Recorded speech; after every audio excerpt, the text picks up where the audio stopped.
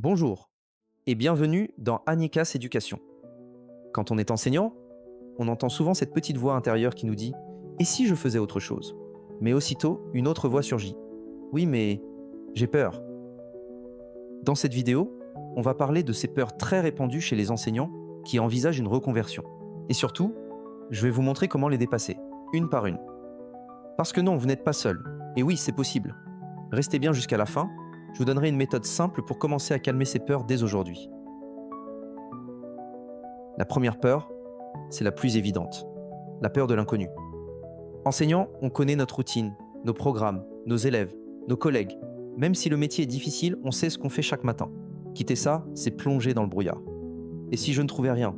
Et si je regrettais? C'est normal d'avoir cette peur. Notre cerveau déteste l'incertitude. Mais voici un secret. L'inconnu, ce n'est pas le vide. C'est un champ de possibles. Chaque personne que je connais qui a osé une reconversion dit la même chose. Au début, j'avais peur, mais aujourd'hui, je me dis que j'aurais dû franchir le pas plus tôt. Une astuce pour calmer cette peur. Au lieu de penser je quitte tout, pensez j'explore. Faites de petites expériences. Un stage, une mission freelance, une immersion dans un autre métier. Ça réduit l'inconnu et ça rassure énormément. La deuxième grande peur, c'est l'argent. On le sait, l'enseignement n'est pas le métier le mieux payé, mais il y a une sécurité. Le salaire tombe tous les mois. Alors, forcément, on se demande, et si je perds cette sécurité? Et si je n'arrive pas à payer mon loyer? Encore une fois, c'est normal. Mais bonne nouvelle, il existe des solutions.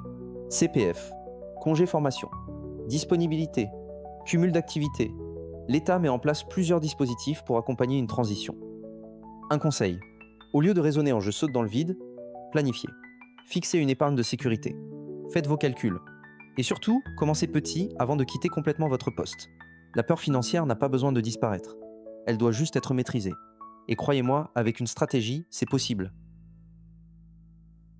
La troisième peur, c'est le regard des autres. On vit dans un système où être enseignant, c'est presque une identité.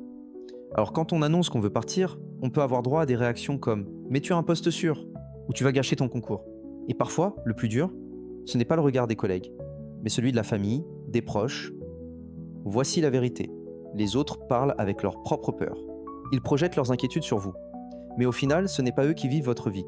Un jour, quelqu'un m'a dit une phrase qui m'a marqué. Ceux qui te critiquent ne paieront pas tes factures et ne vivront pas tes regrets. Alors écoutez, mais ne laissez pas le regard des autres décider pour vous. C'est votre vie, pas la leur. La quatrième peur est peut-être la plus profonde. Et si je ne valais rien ailleurs? On se dit, je n'ai fait que de l'enseignement, qui voudra de moi? Je veux vous rassurer, c'est faux. Les enseignants développent des compétences incroyables. Gestion de groupe, pédagogie, organisation, communication, adaptation. Des qualités que beaucoup d'entreprises recherchent.